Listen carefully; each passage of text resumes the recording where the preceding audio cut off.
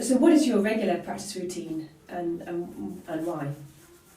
So I have quite a rigid kind of warm-up, fundamentals, technical routine that I do, just because I know that it works for me, and by the time I've kind of done it, it's a very good way for me to assess what shape my lips are in that day, and then it kind of gives me the knowledge of what to do if something's not feeling quite right. So I always start the day with Clark #1, studies of the low chromatics. The first note I play in the day is a bottom F sharp on the B flat trumpet, very quietly and sustained. Would you like to share? I mean, I've already kind of done my warm up, so I feel like it's slightly cheating. But yes, no, the first thing I do on a morning, typically I sing first, because I think something people don't acknowledge enough is that the trumpet is very like singing.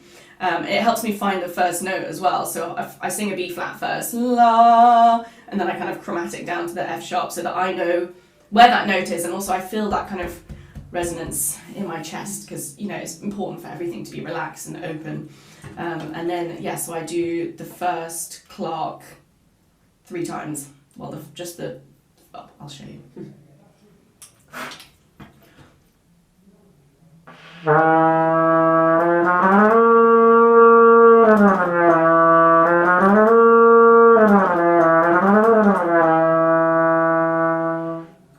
So I kind of find the vibration, I try to find the sound, and then the kind of smoothness between the notes and I do that, and I go all the way up 1 octave, and then I drop down and play the bottom one once, and then move up to the upper octave and do that 3 times. So that kind of progresses up through the range, and the aim is to keep it as open as you go higher as it is in the lower register, so that kind of helps keep everything connected. And then typically, that for me is a good indication of how my sound and my lips and the vibration and everything is feeling. So if it's feeling particularly tired or particularly gravelly, sometimes you get that kind of slight buzz or grit, or people describe it in different ways in the sound, that sort of slight sound. I then do bending. I then do bending because I think that's the best way to eliminate that in the sound. I never really understood bending when I was growing up. People always used to be like, yeah, do bending. And I never really understood why, until my most recent professor, Håkan Hardenberger, he sort of explained it to me in a new way. And I was like, oh, that's why we do bending. And now I do it a lot because it really, really helps. Would you like to demonstrate that? Yeah, exactly. I absolutely will. So with bending, when you come away from the note to make it sort of dirty, as it were, you kind of force the air in a way that you bend it out of its shape. When you then come back to the note, it magically sort of cleans everything up. So however nice your sound is, when you play that first note, once you've bent out of it and come back to it, it will be purer and cleaner, and the sound it'll be more in the center and have all more overtones, which is what we're after.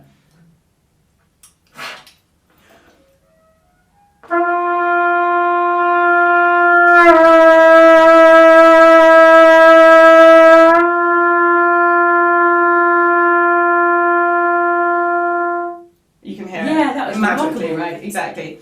So even if you're someone that has a great sound, I think anyone can benefit from doing bending, just to really find the center, If you start like this, it will help you find that. And if you start like this, it will help you find, So the more, and then you can obviously do double bending as well, which kind of does the same thing. I don't think it does anything particularly different, but it's, just a sort of different exercise that you can do with bending. So yeah, I like to do bending if my lips are feeling like I feel like I need the focus sound. And also if I swap between trumpets quite a lot, because I play pieces that require different instruments.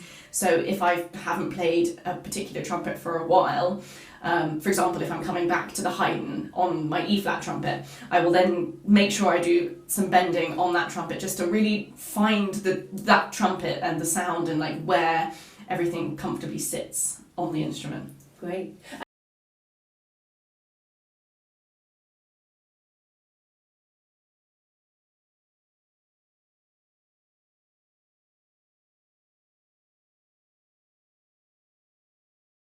Actually, it might be nice to talk about the trumpets that you use. Yes, of course, yeah. I didn't bring my piccolo, but I got so for my B-flat trumpet, I use the Chicago 3rd generation, and actually the reason I do that is because I loved my C trumpet so much. I've been playing on my Yamaha C, which is Chicago 2nd generation, since I was 20, I think, was when I got it was my first ever C trumpet, and my teacher at the time, Mark David, recommended the Yamaha Chicago to me, and I tried out a bunch with Jeremy in London in a practice room at the academy somewhere. It was when I was doing my masters at the academy. Actually, no, it wasn't. That's a complete lie. Cut that out. It was when I was studying in Cambridge, but having lessons with Mark down at the academy. I would kind of travel down every few weeks for a lesson with him, and he recommended the Yamaha C Chicago to me. And so I met up with Jeremy in a practice room at the academy, and he brought 6, 7, however many different trumpets for me to try out, and I just fell in love with the Chicago C trumpet and was like, I need to get one of these for the B flat too. And then I use, for the E flat and D trumpet, I use this one which has got the removable slides. So I know a lot of people use E flat and D trumpets that have detachable bells, but I actually really love this. I mean, I've had this instrument since I was 15, 16, so over 10 years now. And I always use it for my Haydns, my Hummels, my Nerudas, anything that requires an E flat or a D trumpet. And I just find the changing slides is actually, for me, much better than the changing bell, because the actual instrument stays the same. So I find it's easier to switch between them quickly, and also I love the kind of sweet sound that it makes. So I like the fact that doesn't change too much. Then I have the 4-valve piccolo trumpet. That's actually probably my newest Yamaha. I've only had that one for about 1.5 years now. So yeah, I really love the sound. The ease of playing is much better, I find, than my old piccolo that I used to have. So I'm really pleased about that. And so regarding mouthpieces, do you switch mouthpieces between those? I have a different mouthpiece for the piccolo. But for everything else, the mouthpiece is the same. Also, my flugelhorn, that's a different mouthpiece.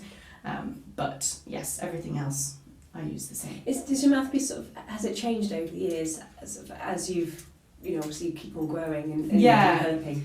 Yes, it has. I think it's quite a funny thing, really, when you're learning an instrument. You don't have the kind of knowledge about mouthpieces, particularly. And so I was just told, go to a shop and buy this mouthpiece, which is what I did. So I ended up on a Warburton mouthpiece, a 10-star shank 3M, top.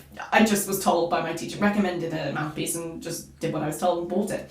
And played on it for years and years and years, until finally Hawkins said to me, what is this mouthpiece? And basically as I got stronger over the years and, I was doing so much more playing by that point, after I did my masters at the academy, and I basically had outgrown the mouthpiece, and